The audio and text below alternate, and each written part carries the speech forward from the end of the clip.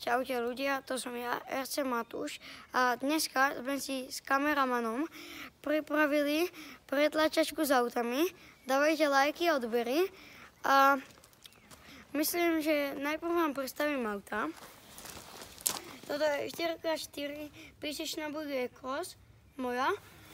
Toto je kameramanové auto Vertoys 9115. Myslím, že už som vám povedala všetko, takže na štart môžeme začať. 3, 2, 1, štart!